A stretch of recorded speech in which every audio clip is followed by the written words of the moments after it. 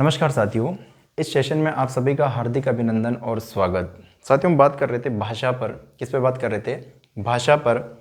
जब मानव सभ्यता अस्तित्व में आई, जब उसका जन्म हुआ, तब उसने किसी न किसी भाषा का इस्तेमाल करना प्रारंभ किया। और वो भाषा के माध्यम से क्या करना चाहता था दोस्तों? भाषा के माध्यम से अपने मन की भावनाओं को, अपने विचारों को, अपनी जिज्ञासाओं को दूसरे व्यक्ति के सामने अभिव्यक्त करना चाहता था। जब उसने अपने मन की भावनाओं को दूसरों से अभिव्यक्त करना चाहा, दूसरे के समक्ष रखना चाहा, तो उसके लिए दो स्थितियां बनी। क्या? या तो बात को बोला जाए, कहा जाए, ठीक है, और या फिर बात को क्या किया जाए, लिख दिया जाए। क्या कर दिया जाए? लिख दिया जाए। तो भाषा के अभिव्यक्ति के आधार पर, किसके आधार पर दोस्तों? भाषा के अभिव्यक्ति के आधार पर, अभिव्यक्ति के आधार पर कितने अंग हो गए दोस्तों? दो। कितने अंग हो गए दोस्तों? दो। कौन कौन से? एक तो हो गया मौखिक, एक तो हो गया मौखिक, और दूसरा हो गया लिखित। दूसरा कौन सा हो गया?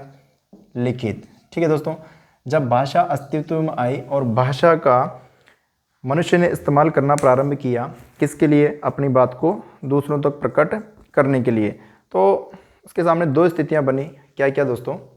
क्या क्या स्थितियां बनी? या तो बात को बोल दिया जाए, और या फिर क्या कर दिया जाए दोस्तों?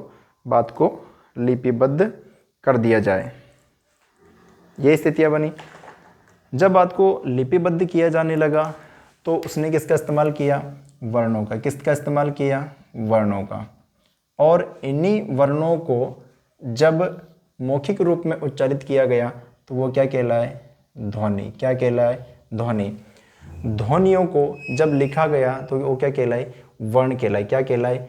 वर्ण कहलाए। जैसे मैंने लिखा ब, मैंने लिखा आ, हमने लिखा एक द, हमने लिखा एक अ, हमने लिखा ल, हमने लिखा आ। बताइए दोस्तों, ये सब वर्ण है कि नहीं है? ये सब वर्ण है। बताओ, इन वर्णों को आप इनसे ज़्यादा भी खंडित कर सकते हो क्या? तो आप कहोगे सर इससे ज़्यादा ये खंडित नहीं हो सकते। बताओ दोस्तों, आ का कोई ब का कोई अर्थ होता है क्या? आप कहोगे नहीं होता है। आ का कोई अर्थ होता है क्या? आप कहोगे नहीं होता है। द का कोई अर्थ होता है क्या? नहीं होता है। तो हम ये भी कह सकते हैं कि वर्ण भाषा का लघुत्तम खंड है। और कैसा होता है दोस्तों? निरर्थक होता है। कैसा होता है? निरर्थक होता है। वर्ण का कोई अर्थ नहीं होता है। लेकिन जब ये सब मिल जाते हैं, तो इन सब के मिलने से क्या बनता है दोस्तों? शब्द बनता है। क्या बनता है? शब्द बनता है। कैसे बनेगा दोस्तों? जब हम इन सबको मिला देंगे, तो क्या बनेगा? बादल। क्या बना दोस्तों? एक शब्द बादल बना। वर्णों के सार्थक मेल से जो बनता है, उसे क्या कहा जाता है? शब्द कहा जाता है। क्या कहा जाता है? शब्द कहा जाता है। और शब्दों से क्या बनते हैं दोस्तों? पद। क्या बनते हैं? पद। कैसे बनते हैं दोस्तों?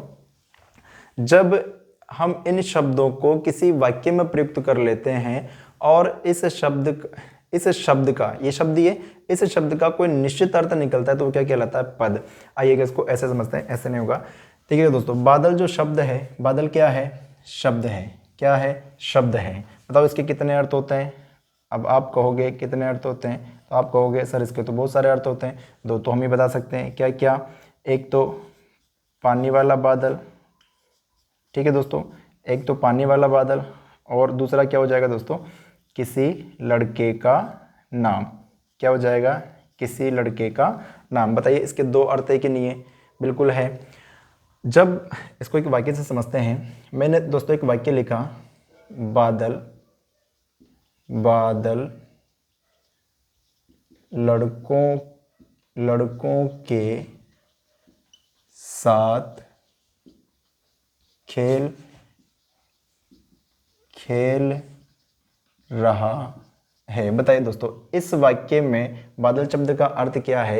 एक लड़का है। क्या है दोस्तों? एक लड़का है। ठीक है। मैंने एक और वाक्य लिखा दोस्तों, बादल बहुत उमड़ घुमड़ कर आए। बताइए दोस्तों, इस वाक्य में बादल शब्द का क्या अर्थ है? तो इस वाक्य में बादल शब्द का अर्थ हो जाएगा वही पानी देने वाला। ठीक है दोस्तों। तो हमने जब किसी शब्द को, बताइए यहाँ पे ये शब्द ही था, बताओ शब्द था कि नहीं था? बिल्कुल शब्द था।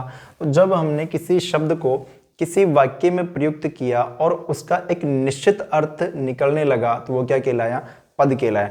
जब शब्द स्वतंत्र होता है तो उसके बहुत सारे अर्थ हो सकते हैं। क्या हो सकते हैं दोस्तों? बहुत सारे अर्थ हो सकते हैं। लेकिन जब उसी शब्द को किसी वाक्य में प्रयुक्त कर लिया जाता है तो उसका क्या होता है? एक निश्चित अर्थ निकलता है। क्या निकलता है दोस्तों? निश्चित अर्थ निकलता है।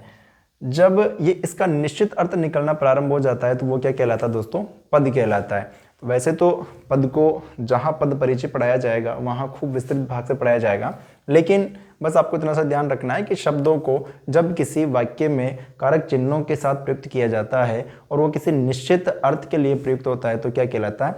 पद कहलाता है। क्या कहलाता है? पद कहलाता है। और पदों से बहुत सारे पद मिलकर क्या बन जाते हैं दोस्तों? वाक्य। क्या बन जाते हैं? वाक्य। और ये सब मिलकर क्या बन जाते हैं दोस्तों? बहुत सारे वाक्यों से क्या बन जाती है? भाषा। क्या बन जाती है? भाषा। तो देखिएगा, वर्णों के सार्थक मेल से क्या बने? शब्द। शब्दों से क्या बना? पद। पदों से क्या बने? वाक्य। शब्द और पद एक ही है दोस्तों। पदों के समूह से क्या बना? वाक्य। और वाक्यों से क्या बन गई? भाषा। क्या बन गई?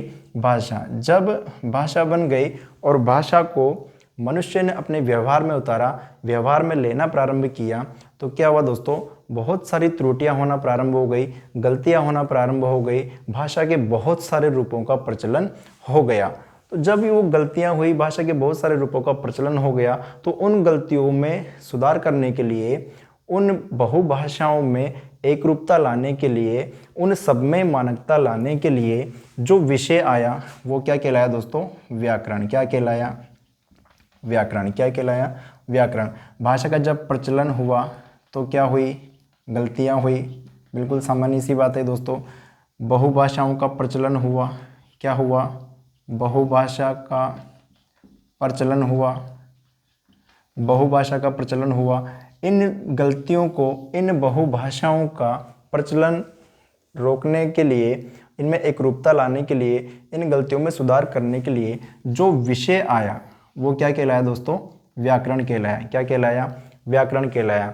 तो हम कह सकते हैं कि व्याकरण एक ऐसी इकाई है जो भाषा को क्या करती है दोस्तों? परिमार्जित करती है, शुद्ध करती है, परिष्कृत करती है। ठीक है दोस्तों। तो व्याकरण का, वैसे व्याकरण को देखा जाए तो व्याकरण शब्द का निर्माण भी वी धन आ धन और करण से हुआ है दोस्तों। किससे हुआ है? वी धन आ धन करण से हुआ है। और करण में भी दोस्तों कौन सी धातु है? क्री। कौन सी है? कृण। जो विशेष रूप से भाषा को शुद्ध करने का कार्य करता है वो क्या कहलाता है? व्याकरण कहलाता है। क्या कहलाता है? व्याकरण। विशेष रूप से जो भाषा को प्रारंभ से लेके अंत तक शुद्ध करने का कार्य करता है वो क्या कहलाता है दोस्तों? व्याकरण कहलाता है। क्या कहलाता है? व्याकरण कहलाता है। यदि व्याकरण शब्द की व्युत्पत्ति पूछी जाए आपसे तो वी धन आ धन करण होता है। क्या होता है? वी धन आ धन करण होता है। और व्याकरण का जो संबंध दोस्तों वो लिखित पक्ष से है। किससे है? लिखित पक्ष से। मौखिक भाषा का कोई व्याकरण नहीं होता है दोस्तों। मौखिक भाषा का कोई व्याकरण नहीं होता है। व्याकरण का संबंध किससे होता है? व्याकरण का संबंध किससे होता है दोस्तों? व्याकरण का संबंध किससे होता है? लिखित पक्ष से होता है। किससे होता है? लिखित पक्ष से होता है। व्याकरण जो सुधार करेगा, जो गलतियों में परिष्करण करेगा, परिमार्जन करेगा, वो किसका करेगा दोस्तों? सिर्फ लिखित पक्ष का करेगा, क्योंकि वो वर्णों के विषय में ही बताएगा, शब्दों के विषय में ही बताएगा, पद के विषय में बताएगा और वाक्य के विषय में ही बताएगा। इस कारण हम कह सकते हैं कि व्याकरण का संबंध किससे होता है? लिखित पक्ष से होता है। किससे होता है? लिखित पक्ष से होता है। ठीक है दोस्तों। तो ये हुई हमारी व्याकरण की बात। भाषा के अभिव्यक्ति के आधार पर कितने अंग है? 2। एक है मौखिक और दूसरा है लिखित। लिखित भाषा की सबसे छोटी इकाई क्या है? वर्ण। हाँ, एक और बात स्पष्ट कर दूं दोस्तों, लिखित भाषा की हम सबसे छोटी इकाई क्यों कह रहे हैं इसको? क्योंकि वाक्य को तोड़ा जा सकता है, पद के भी टुकड़े किए जा सकते हैं, शब्द के भी खंड किए जा सकते हैं, लेकिन वर्ण के इससे ज़्यादा और खंड नहीं किए जा सकते हैं। तो हम कह सकते हैं कि लिखित भाषा की सबसे छोटी इकाई भी क्या कहलाती है? वर्ण कहलाती है। क्या कहलाती है? वर्ण कहलाती है। तो और हाँ, इसके बाद दोस्तों एक प्रश्न और पूछना चाहूँगा मैं, बताइएगा भाषा पहले आई या व्याकरण पहले आया? तो अब आपका उत्तर एकदम बहुत सरल होगा, सहज होगा कि सर भाषा पहले आई और व्याकरण बाद में आया, क्योंकि भाषा जब व्यवहार में आई और उसमें जब अशुद्धियाँ हुई, गलतियाँ हुई, तो उसको सुधार करने के लिए, उसको परिमार्जित करने के लिए बाद में क्या आया? व्याकरण आया। क्या आया? व्याकरण आया। ठीक है दोस्तों, तो ये थी भाषा की यात्रा और व्याकरण। भाषा और व्याकरण का संबंध किस तरह से रहा है, कौन पहले आया कौन बाद में आया। ठीक है दोस्तों, इसको हमने समझा है। अब हमारा जो अध्ययन बिंदु रहेगा वो रहेगा कौन सा? वर्ण। कौन सा रहेगा? वर्ण।